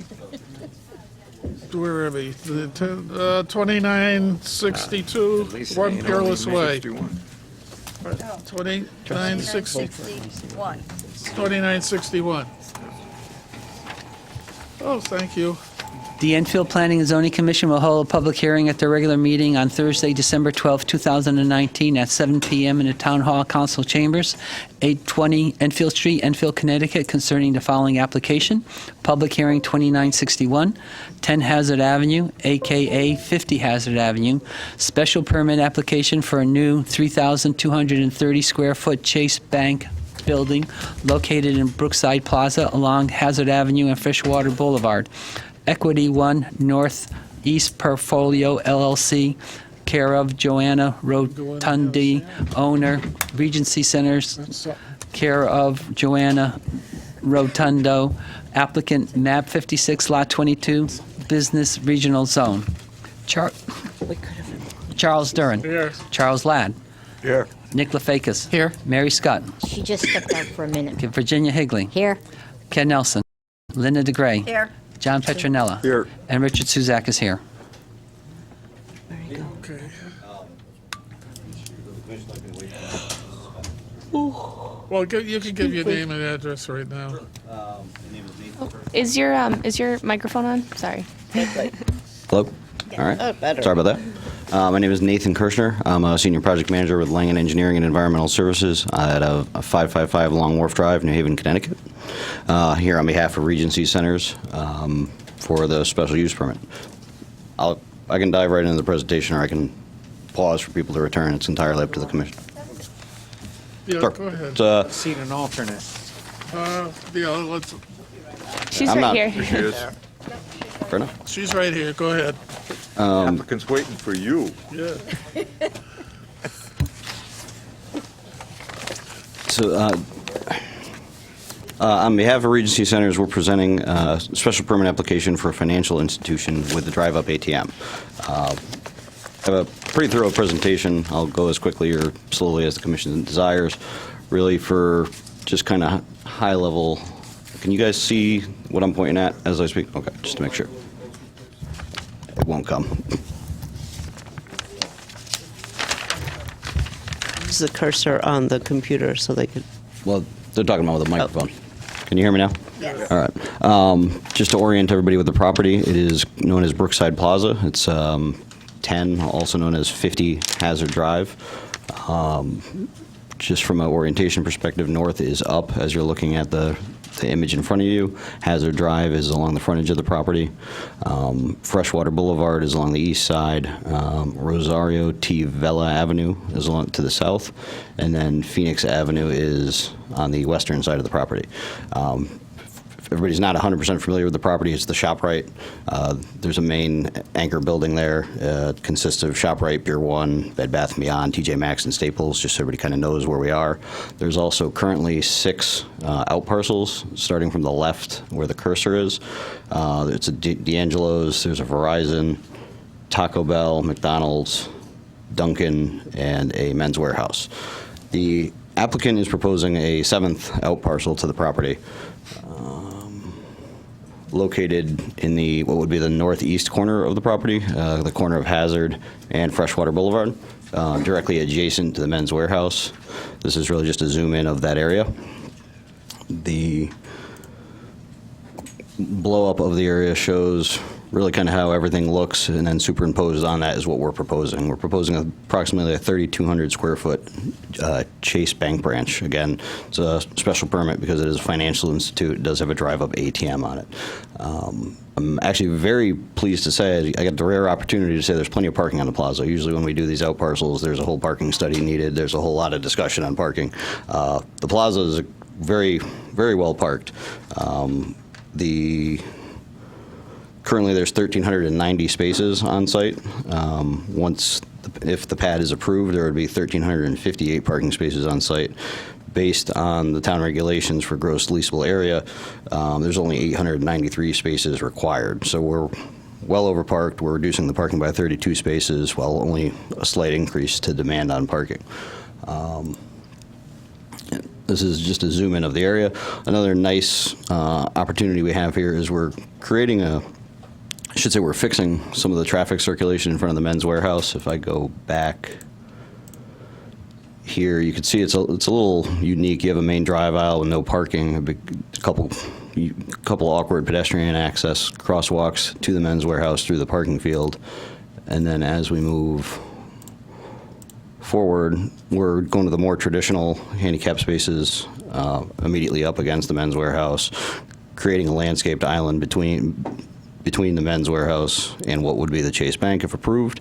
And then the Chase Bank, both at their desire and per town regulations, is doing a pretty enhanced landscape plan for the bank use. We're taking away some parking, we're adding a new building, we're also adding about 4% additional landscaping to the project. Some of the landscaping, just kind of high level, we're proposing 13 shade trees within the parking lot and along the perimeter, 180 evergreen shrubs, and 126 ornamental grasses. So it really will help aesthetically kind of bolster that corner of the property. Right now, it's just a sea of asphalt for overflow parking at one time that was thought to be necessary for the plaza. Kind of just administrative points on the project. You'll notice the black line running through it is a wetland line that was historically on the town GIS. Our proposal doesn't impact the existing edges of pavement. We did a permit need determination within the Wetlands Commission. It was agreed. We're not changing anything. We're actually, by converting what's currently asphalt with dirty stormwater runoff from a parking lot to clean roof water runoff, while also increasing the landscape areas of the property. It's really all positives with respect to stormwater. Inland Wetlands didn't see any need to influence or input anything on the application. This is a black and white, just a more detailed drawing of the plans. If I flip here, from a stormwater perspective, we're maintaining all stormwater patterns. Again, the positive impacts of the project that we're taking, what is considered dirty parking lot runoff, converting it to either clean roof water runoff, which will tie directly into the stormwater system, not drain over the asphalt, and then creating some more vegetated islands and some green space. All utilities except for gas and telecommunications are going to be connected on site to the existing utility infrastructure. There's a existing utility pole in the right-of-way along Hazard Ave where we'll be connecting electrical and telecom. And I apologize. Gas as well. Sorry. From an architectural perspective, and I'll be the first to admit, I'm not an architect. We were provided by Chase Bank, who is the prospective tenant, not the applicant in this case. This is a similar building to what they are proposing here. So actually, what I would consider an attractive retail out parcel. It's a combination of brick, some split face CMU block with some EFIS along the top. It's one of the simpler applications I've ever actually kind of had to present. That's my overview. I'm happy to answer any questions or. Any commissioners' questions? The only question, I just want to make sure, there is no entrance or exit onto Hazard. It's all through the existing inlets and outlets in the plaza. Correct. So when we did have an administrative review team meeting, at one point we did discuss adding actually a right-in off of Freshwater Boulevard. Town staff said that they strongly recommended against that. The plaza is currently serviced. It's got a lot of frontage. It has 2 signalized accesses along Hazard. It has 2 unsignalized accesses on Phoenix. Freshwater Boulevard, there's currently a full access unsignalized, and then there's, I think, 3 loading accesses along the rear. So long answer to your question is no, we're not proposing any new access. That's all I have. Looks good. Anyone else? Yes. I just had an observation and a quick question. The observation is it's nice to see ART minutes coming again. That was very helpful for me to just to make to better understand the plans. And also, there was an article in tonight's paper about the bank coming before us, and I was just curious. It said that the bank is going to be open Monday through Friday, 8 to 6. Does that physically mean the inside of the bank? I have not read the article. What was provided to me and what was also part of the application was their proposed Monday through Friday, 8:30 to 6 p.m. So if they're saying 8 in the it may be 8 or 8:30. Oh. Obviously, the ATM is 24 hours, and then Saturday their hours of operation are 9 to 12. Okay. Thank you. Yep. Anyone else? Here, open to the public. Anyone in the public would like to speak in favor or against this application? Anyone in the public would like to speak in favor or against the application? Last call for the public to speak in favor or against the application. Anyone, staff, any comments? Nope, you received the staff report and the ART minutes, and the plans were then circulated after the ART to the departments again, and they didn't have any other outstanding comments, other than I think engineering wanted the standard town notes and some detail sections. But that's it. You read any, yeah.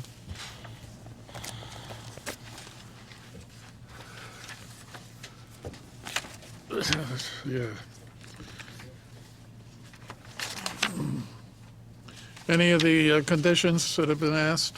Any problems? We have no issue with any of the conditions. Okay. Thank you. If you're ready, then I'm ready to close. Just one, I got one more thing. Go ahead. I would just require that if there are any color changes to the buildings shown, what they've shown us in a picture, normally we get samples We of have the building and samples, stuff. yeah. Did you And bring we any don't have them, samples? which I'm okay with, but he did show a pretty good detailed picture. Yeah, I If the know. building's gonna vary off of what they showed us, Cream and red to look well, like. that's what I mean. We Okay. need to, we would have to get that approved. I posed that question to the architect as well. They indicated that this is exactly what they're proposing for this Okay, location. so I would just want that as one of the conditions. Yep. I guess one point of clarification is there is signage shown on that building. There is no signage as part of this application. Yeah, there was signage up on the front. It's shown graphic, just a graphic depiction of what the signage may look like, but the details of that would be brought in under separate application Have from you the. got that down as a condition? Yeah. Okay, do I have a motion? Then I'll close the public hearing, 2961. Mr. Chair, I'll move that we approve the resolution for 2961 10 Hazard Avenue, dated December 12th, 2019, as prepared by the Planning Department with, right now they have 26 conditions, but we're going to add one more site-specific condition that should the color scheme change from that indicated to us, in your presentation, you will have to come back to get the new color scheme approved. Second. Motion's made and seconded. Any discussion? Hearing none, all in favor? None opposed, no abstentions, unanimous. Welcome to Yes. Enfield. I got Thank one you very more much. question. Are you going to give samples? Of money? Yeah. Yeah. No, the money. Oh, the Bags. Bags of samples. That was Thank you Richard very much. Suzak who said that.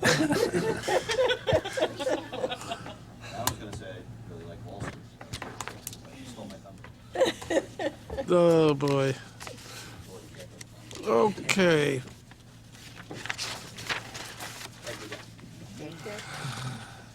$29.62. Secretary, please read the legal notice and take roll. The Enfield Planning and Zoning Commission will hold a public hearing at the regular meeting of Thursday, December 12, 2019 at 7 p.m. in the Town Hall Council Chambers, 820 Enfield Street, Enfield, Connecticut, concerning the following application. Public hearing 2962, One Peerless Way, special permit application for commercial recreational basketball court and associated office and storage. Peerless Rentals LLC owner, The Court LLC applicant, map 94, lot 66, industrial I zone. Charles Duran. Here. Charles Ladd. Here. Nick Lefakis. Here. Mary Scott. Here. Virginia Higley. Here. Ken Nelson. Linda DeGray. Here. John Petronella. Here. And Richard Suzak is here. If you will, gentlemen, name and address. Thank you so much. My name is Chris Boucher. I live at 39 Kibbe Drive, Somers, Connecticut. I'm co-owner of the Court LLC. Hi, I'm John Hostetler, 35 Piper Lane in Somers, Connecticut. I'm the owner of the property, Anthony Palazzesi. I'm not an applicant. I'm just here to represent or support these guys. 89 Georgewood Road, Somers. Thank you. The Core LLC is a partnership between myself, Chris Boucher, and my partner, John Hostetler, and we're basketball coaches. John's the head varsity basketball coach in the town of Somers. I'm the assistant varsity basketball coach in the town of Somers. I'm also the rec director in the town of Somers, run our youth basketball program, coach at the 8th grade level, the 1st and 2nd grade level, and this year for the first time, our 3rd and 4th grade level. We have a vision to bring a single court basketball facility, 7,200 square feet, to the town of Enfield. This special permit application is associated with the number 1 Peerless Way space, presently zoned for Industrial 1. We're seeking a commercial recreation zoning update. Hi, again, I'm John Hostetler. I'm a certified teacher. I retired. I've been in retirement now, I think 15 or 16 months, and I'm antsy to get back into a nice little controlled business. My wife will be very happy if everything works out. I'm the varsity basketball coach at Somers High School. I coached in local towns in Ellington, where I taught for 34 years as a physical education teacher and a health teacher. I coached at Granby. I've coached at Hall High School. I've been all over that way. And again, I still hold my certification in teaching.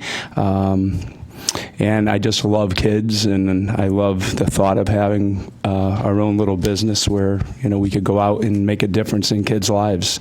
And I think we're really good at what we do, and I hope we can move forward. So the leased space at number 1 Peerless Way would be utilized for a build-out of a single basketball court, office space, and associated storage. The court will feature a pristine basketball court that's used for AAU basketball practices, individual and small group trainings, and basketball shooting trainings. The court focuses on low-volume, high-skill, premium basketball development services. The court's planned hours of operation would be 2 p.m. to 10 p.m. Monday through Friday, with 2:30 to 4:30 being utilized specifically for individual trainings and shooting sessions, shooting trainings, 4:30 to 9 p.m. would be utilized for AAU practices. We would have one team of up to 12 players for an hour and a half slot on rotation. Saturday and Sunday hours will be used for individual and small group trainings, as well as AAU team practices, with 8 a.m. to 3 p.m. being used for individual training and shooting sessions. In the evening, 3 p.m. to 6 p.m. being utilized for AAU practices. We recognize that the services that we're providing, that there is a need within this area for individual skill development services. That's what we're looking for. It's low volume, controlled, using the expertise in our outreach to focus on basketball development at the youth level up through probably the college level. Thank you so much. Questions? Yes, go ahead. I'm kind of excited, not that I can play basketball anymore. I don't have the knees for it. No, trust me, knees aren't there. But you've got these hours of operation, and that sounds great for September through June. But are you planning on any summer training, like have morning sessions? I think you're going to limit yourself by saying from 2 to 4. As your hours of operation. I'm just thinking a little more globally than just, I know you're a teacher, and teaching is, from this time to this time and then after school. But I'm thinking later on. Got a gentleman who's retired and his wife wants him out of the house. And we got college students that will be coming, so they have afternoon and evening classes. I'm just thinking you're kind of, She's saying don't limit yourself to limit the hours. yourself. Remove the hours. Yes. Thank you for that. Thank you. I would just, sure. Yes, go ahead, Ken. Is this currently part of the building that's being constructed right now in the front? Yes, so it's 4 units within that larger building. Yeah. And I guess my question would be, is this being educational, why does it have to come through a special permit? It's commercial. But they're Commercial. teaching. It's not an active, sports complex where they're, holding events. This is an educational facility. That's the way I see it. They're doing training and stuff like that. But they'll still have games. It's still education. It's commercial. Physical education is physical education, huh? Yeah. It's a private school or whatever, but it's still a business. I don't know where you'd fall. I don't think they have any problem coming to us and explaining it and, alerting the We're all public doing to it what's that way coming anyway. to that building, so they'll have potential clients knocking on the door before they open up. I think that that's a good thing. Okay, they're here, so let's, any questions about the facility? I have a question. In terms of when I envision a basketball court, I envision either a wood floor or, some kind of a hard truth floor. And a lot of times, sometimes we design gymnasiums and we recess the floor for, that kind of a, special finish, so all the floors are flush. Do you have any special requirements or applications that you're going to do for your floor system? Or is it just going to, you're just going to paint the concrete and call it a day? No, we're going to bring in a wood flooring system, a floating flooring system that's able to be removed. I'm not sure of any associated permitting. Yeah, no, it's just for my own, requirement. Like you said, I'm envisioning, you walk into an arena and the floor's shiny and it's bright and, all of a sudden you just want to get out there and start running and, I believe they purchased a college field, right? Yeah, we did. That they no longer use in arena. Well, we put a down payment on because we didn't want to put the cart before the horse. We got a good deal and, we said we have to try it, and if we don't get approved, then we eat the money. No, that's a good thing in terms But of. that's not like a guilt Right. trip or anything like that. Right. It's Just- reality. For the first year, our floor is going to say the University of Wisconsin Green Bay, Just out of- Phoenix for the first year. Just Go out of Badgers. curiosity, Jenny. are you going to allow the public to come in and watch? You said you're going to have a team and the team is going to practice as a team. Will you let the public in to watch? That's not our plan right now. Our plan is to have AAU practices within our facility, so we would manage AAU teams, and it would be used exclusively for practices. So we would have, say, 12 participants, and parents would be more than welcome to come and enjoy watching our practices. They could bring their own seating, but our plan is not to open to the general public. There's no seating that's being provided. There's no bleacher seating. It's for a controlled practice environment. And we try to kick them out to use the local businesses while their kids train, quite honestly, so. Go ahead. I noticed that the Board of Health was wondering if you're going to have locker rooms or not. We're not planning on having any locker rooms. It says because there's certain requirements they have if you're going to, but no showers, none of that stuff. Bare Toilets bones. and sinks. We'll wash our hands and stuff. They have to run with the windows open on the way home, huh? Okay, that's my only question. Okay. Anyone else? Anyone in the public would like to speak in favor or against this application? Anyone else in the public would like to speak in favor or against the application?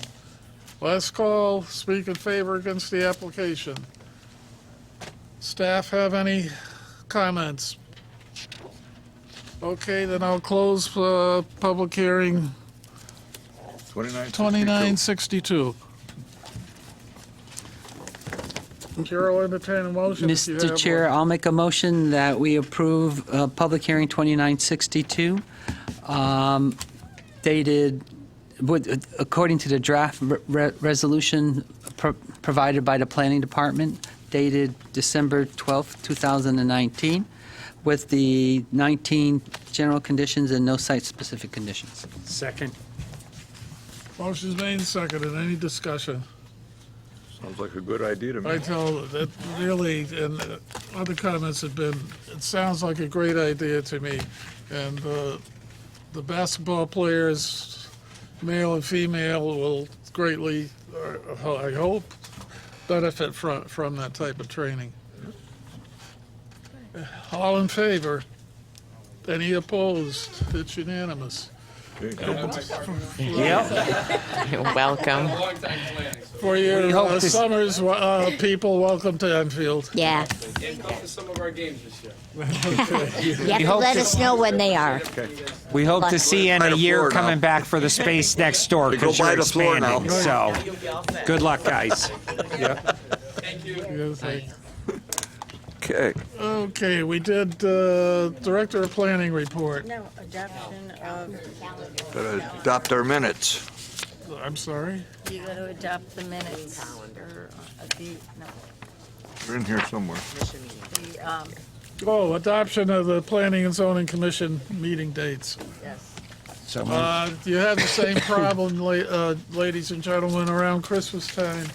So you may want to move They eliminated the to, Christmas one. the first, back to our regular meetings just for that month, if you want 2 meetings. No, they don't. They canceled the meeting already, see? See the schedule? Yeah, I know they did, but it's tough to go 2 meetings without, 2 months without Meeting. meetings, with 1 meeting. well, I say leave them there, and then when we get closer to it, if we want to cancel them, we cancel them like we did this year. Or leave it with no meeting, and if you need a meeting, call one. Special meeting. Well, all right, but it'll be the same way like here. If you wanted to call a special meeting now, you'll be right up against 2 meetings in a row. And if you have an applicant that you're rehearing, he won't have time to change it. We do have a Realistically, meeting. It's we're not December gonna- 10th. So I know, we're I not would- realistically not going to have a meeting December Well, I just would 24th. say you might want to consider So, the that's first, ridiculous. go back to the first and second, or first and third. Yeah, First and but third wouldn't week, planning those 2 staff months. have, what about we run into other Yeah, commissions? other people using the hall. Well, yeah, Yeah. but you could use downstairs. We've done that before, too. January? You have a meeting up here and a meeting downstairs. Well, I don't really think it's sort of necessary. using this year as sort of a benchmark for these months, we don't have, there's nothing listed under applications to be received because around this time, we're not really getting as many because of the holiday season and things pick back up in January, but Yeah, I know. The applicants will be in the same situation as we are. They won't want to be here either. I mean, I'm comfortable Well, all leaving right. it the way it is. Well, it's your meetings, Me too. I guess we'll Okay. leave it that way. so. I you move have a- that, oh, Go sorry. ahead. You're right I here. move that we approve the schedule as presented to us for the meeting dates for 2020. Second. Motion's made and seconded. All in favor? Opposed? Abstention? I'll abstain because really. Come on, stick us with Huh? I'm not opposed. No, I said approved. He's approved, so, Charlie just decided he was going to abstain, yeah. because he doesn't care. I could watch you. That's right. Maybe I don't want to better watch be this watching night. Used to Okay, watching sorry. grass grow. Director of Planning report. Keep that. Keep it short, Mary's in a rush. I was just going to say. I really don't have much to report. Okay, next. Okay. No applications to be What? received? Excuse me. Oh, yeah. Are there applications to be received? Jennifer passed her AICP exam. I already congratulated her. She is an official planner. Good job, Jen. Great. thank you. Get a raise now? If you want to vouch for me, We have I certainly wouldn't. one more Thing on the menu. thing on the menu here. Here it is. I had it, I don't know where it is. You can have mine. That isn't it. Solar for, Sit here. No, it isn't. Oh, we added the, You have an The Pride letter thing. here from Pride. Pride. And it's right there. what do you want to do with it, ladies and gentlemen? I make a motion to approve. Second. Motion's made to approve. Any discussion? All in favor? Unanimous. They're dealing with the state. It's kind of out of their hands. Well, he's going to continue to have. You ready? And now,